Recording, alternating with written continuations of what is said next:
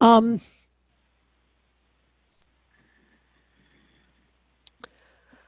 Good afternoon. My name's Jill O'Neill, and I'm Director of Content for NISA, the National Information Standards Organization.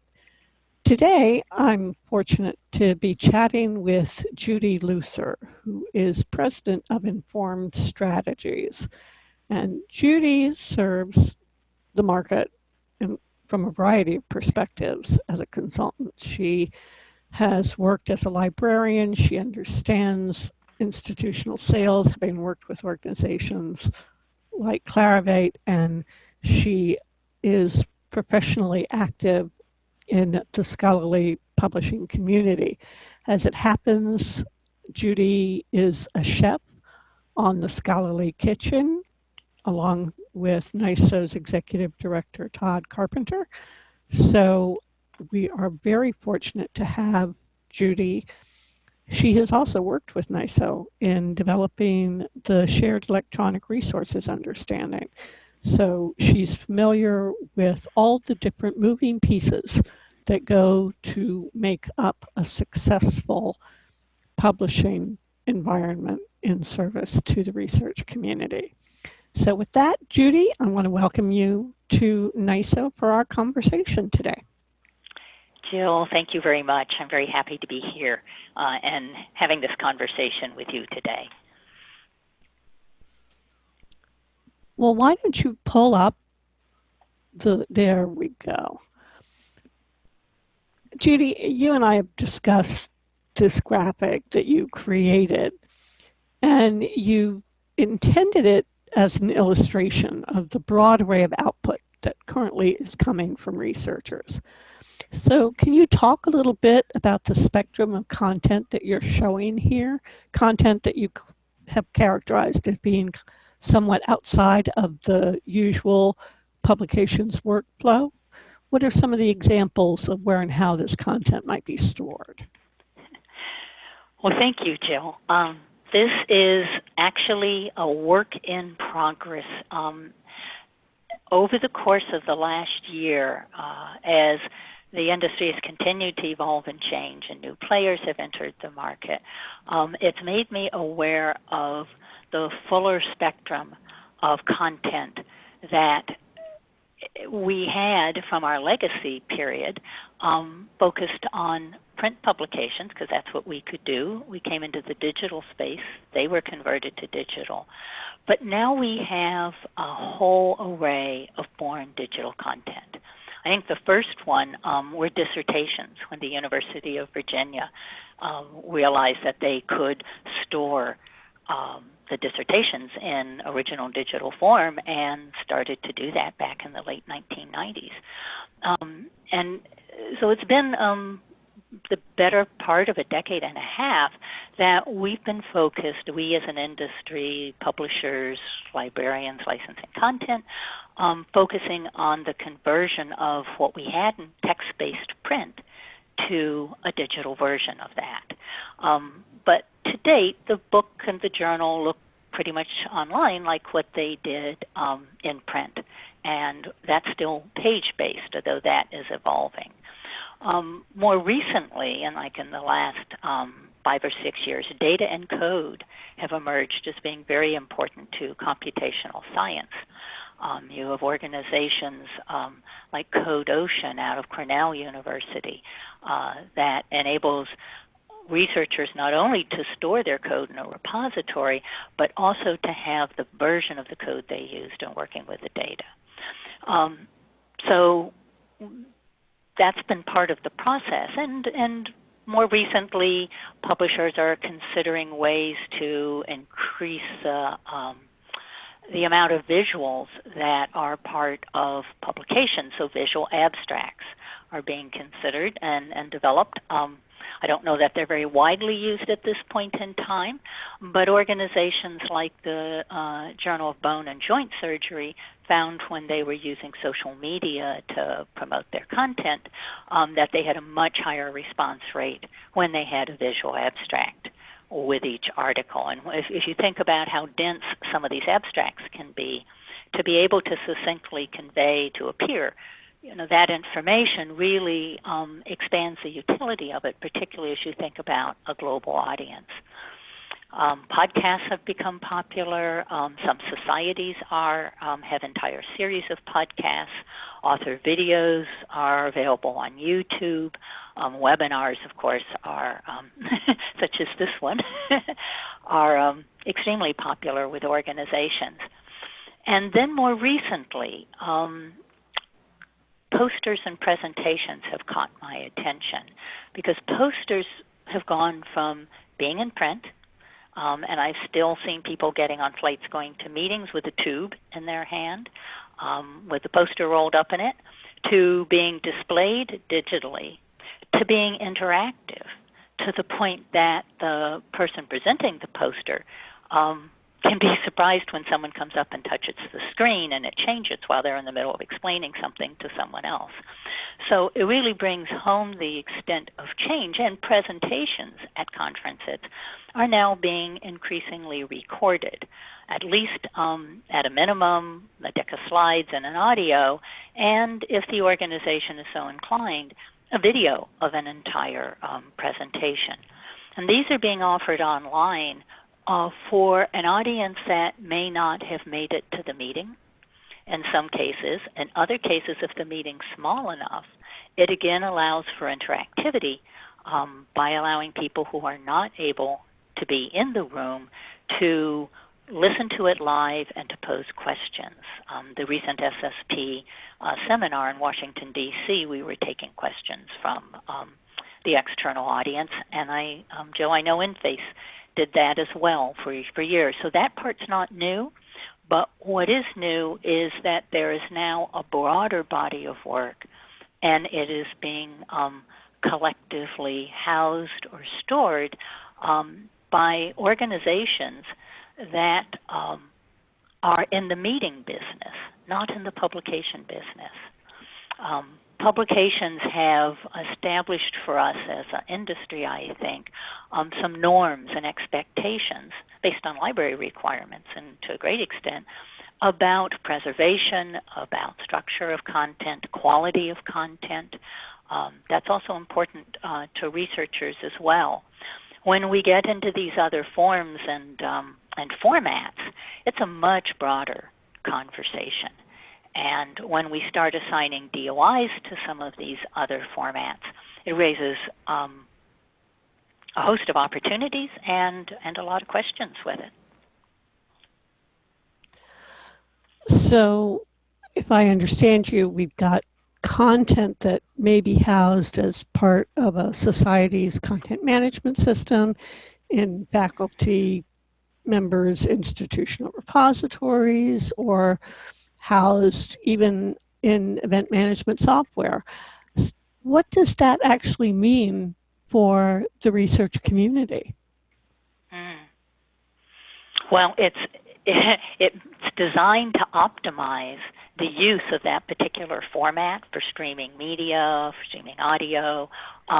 But for the researcher, it means that their work, and increasingly this is their body of work that we're expanding to include many more elements of it, is distributed in silos all over the web under different organizations with different objectives.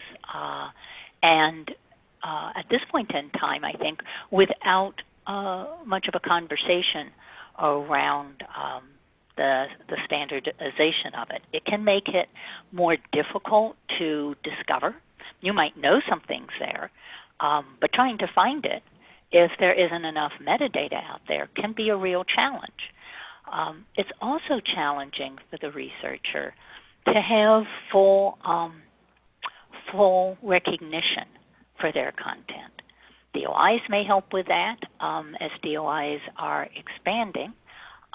DOIs started, of course, with journal articles, chapters in books, and then went to or assigned to data sets, then to images, and more recently preprints had their own schema for a DOI.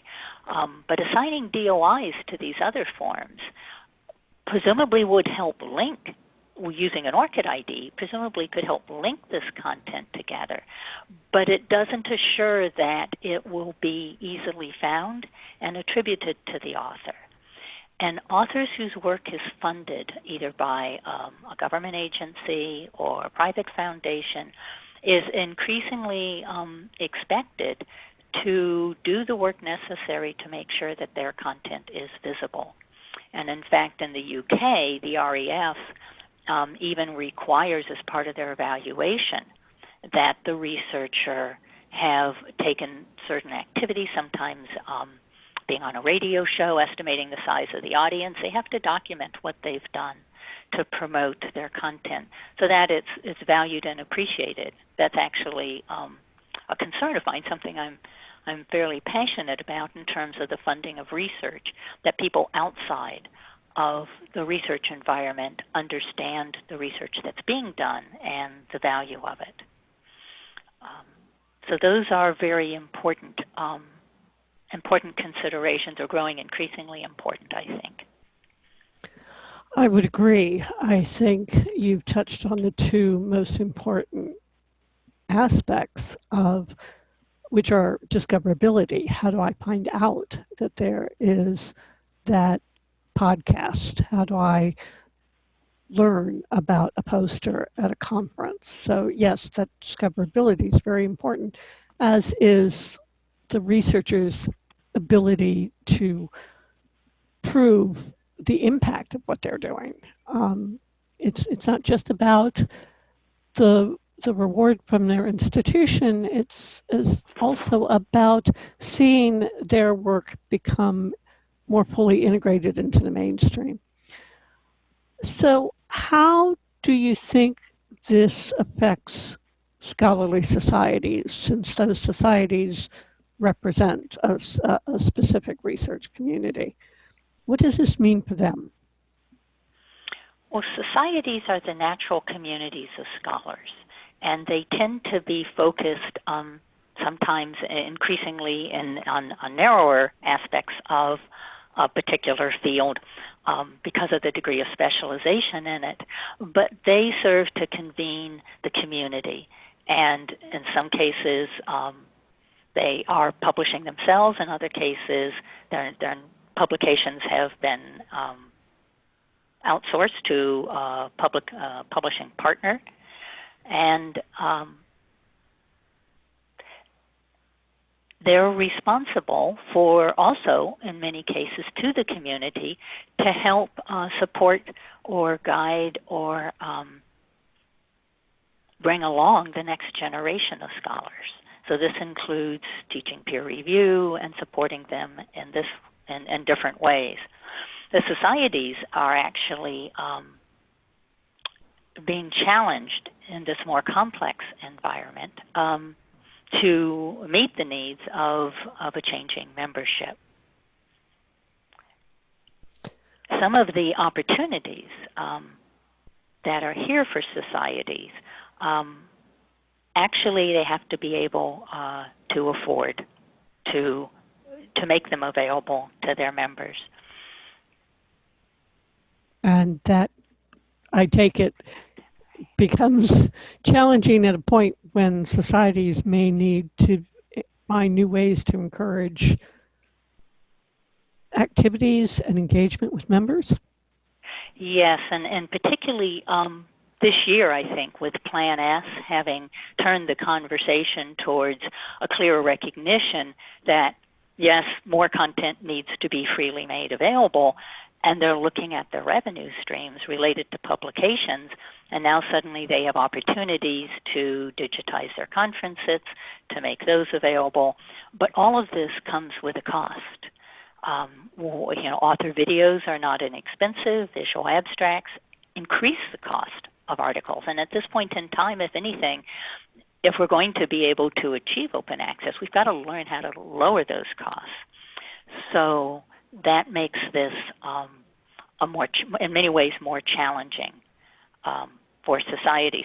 On the other hand, they have the opportunity, if they can afford to do so, to provide better support to their authors and certainly more support for this content to be visible one of the new vendors on the scene is Cadmore Media is able to create a transcript of an audio presentation, and then link it to that point when they were speaking. So if they're on a panel, you could go back and say, oh, that was the second speaker, and oh, here they are. Click on the text itself for the transcript of it and link to that part of the audio, and then you could play that part of the audio. So they really have the chance to increase the value of the content to their members in ways that often require dual formats.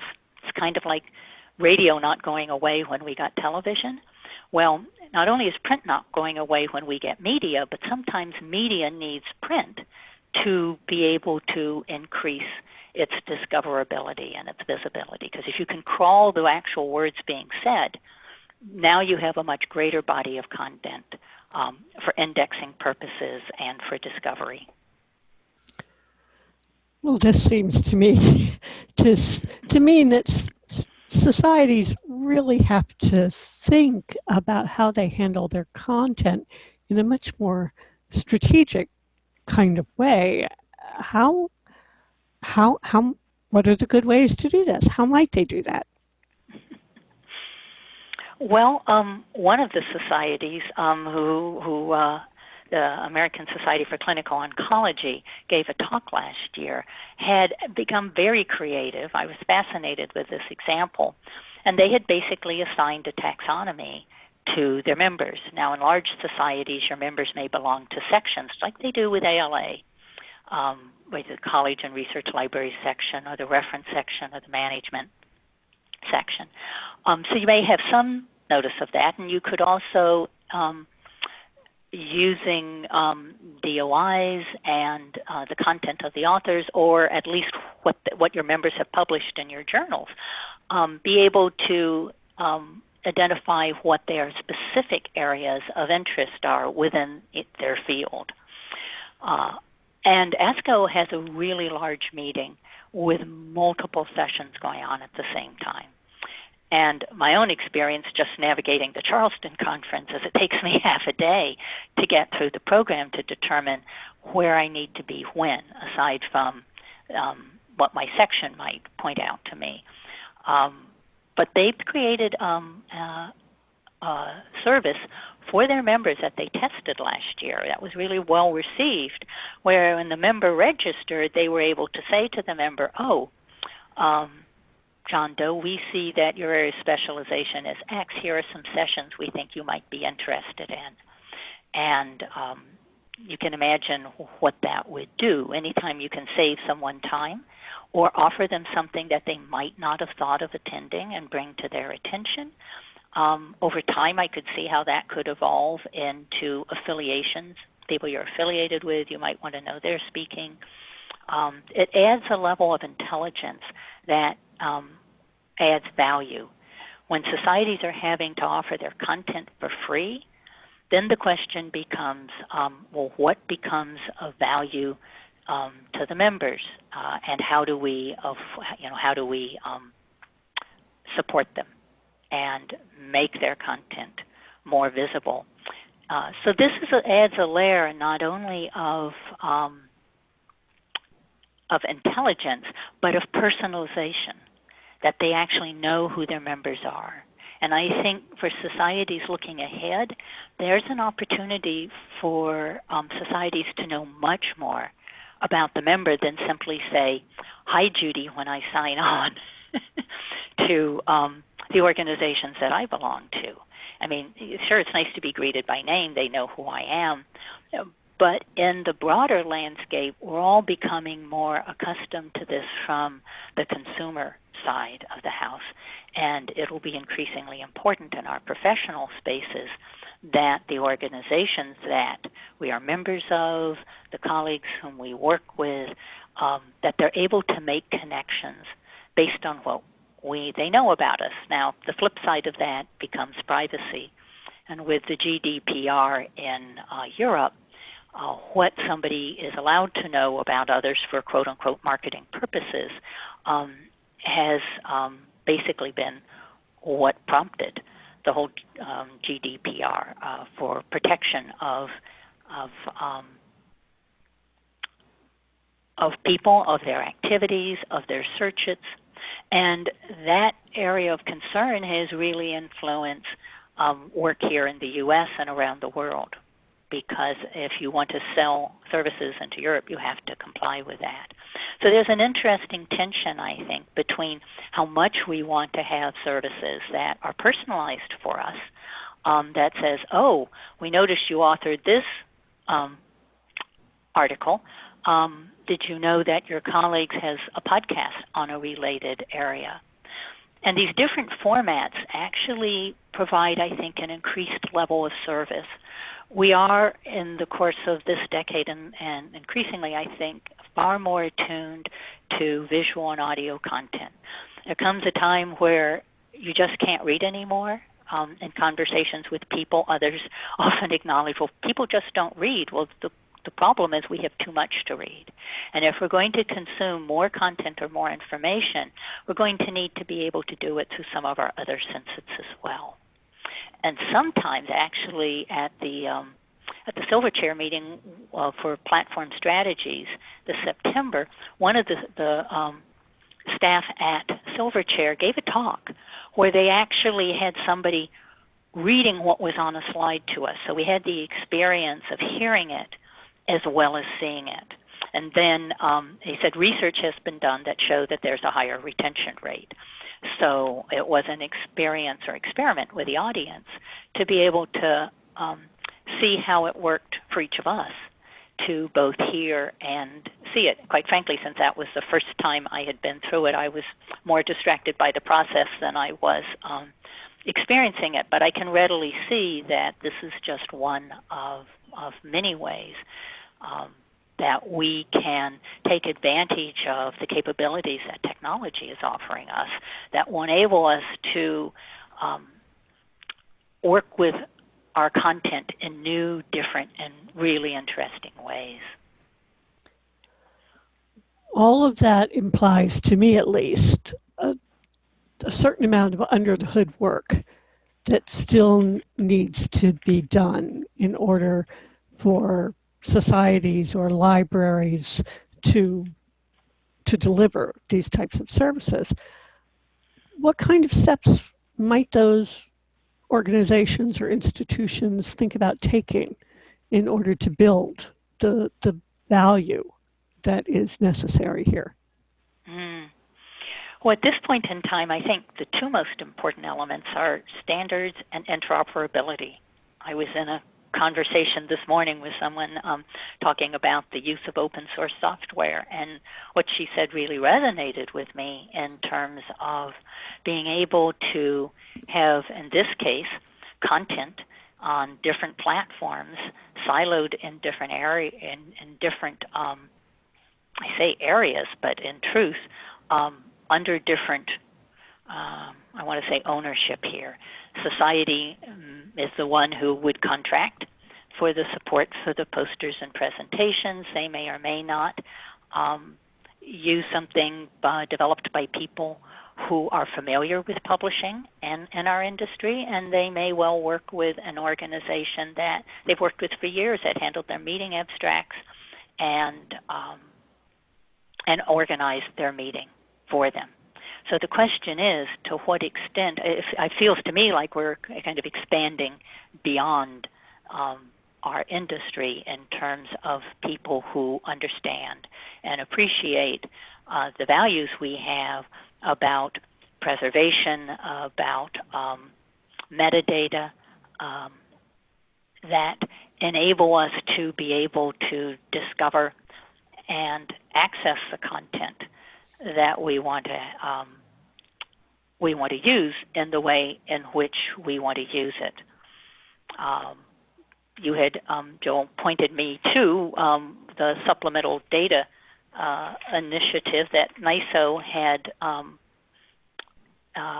a committee working on back a number of years ago, and the working groups were active, now 6 years ago. And the guidelines there were created by a group of people who spoke metadata, understood identifiers, and the value of them to our community and the importance of them and being able to link together. When we think about, at this point in time, the importance of metadata, artificial intelligence, I've been hesitant to even mention that because more recently I've been hearing more stories cautioning about not only the costs of it, but the limitations of it. And to be realistic, it can do a lot, but it needs to be able to be well trained over a large volume of data. And not everybody has that. So there are, at some point we'll get there, but that's not necessarily where we are today. So to hear people in our industry acknowledging that, it means that we really need to have the underlying infrastructure be compatible in ways that enable us to index the content, perhaps as we used to do in the old abstracting and indexing days. I mean, it's done differently now, but we have to be able to discover all the important elements, who did it, who their colleagues were, their relationships, and this requires some, shall we say, plumbing under the hood. We'll also see, I think, increase and expansion of the use of DOIs as identifiers for all forms of content. I didn't bat an eye when they used it for preprints, but when we start using it for audios and videos, and I go online, and those are on YouTube, they're on Vimeo, they're on a society's website, it's not where I would necessarily find them, and I don't expect necessarily that they will be accessible. We'll either have or house a DOI with a YouTube video or a Vimeo. I don't expect that to happen. So how and where do we store the metadata that links to the content, wherever it may be, in such a way that we can aggregate it, we can search across it, and we can then deliver it to the people who actually want to make use of it.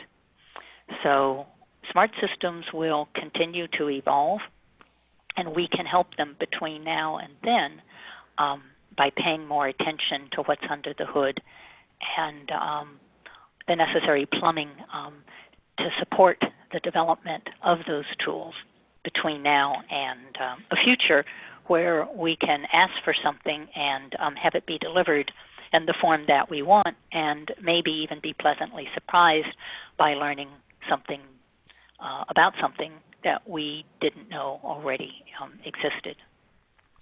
Well, that's a good point. I was thinking as you were chatting about the time I wanted to get to a poster session at ALA this past year, and time got away from me, and I just never got to where they were housing the posters, and I regretted it because I knew there was some really interesting content.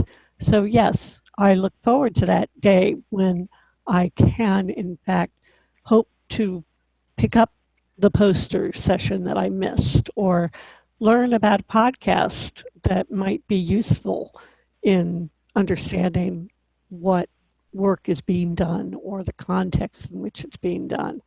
I think we're very fortunate we're about to watch a truly enriched information environment become available, but your point is incredibly well taken, that all of this requires some strategic thinking about what's happening underneath, what supports this type of access and discoverability, because again, if I can't find out it exists, I won't know to go look for it. So, Judy, we have come to the end of our time together, and I want to thank you for your very gracious agreement in participating.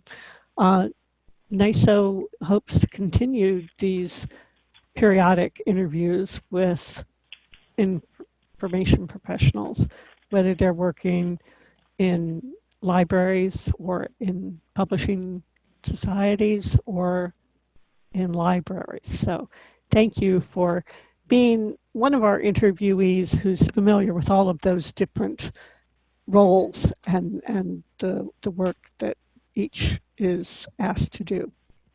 So with that, I want to say thank you. Thank you, Jill, for this opportunity. It's been a pleasure working with you, and I hope many other people have the opportunity for these types of conversations as well. Thank you.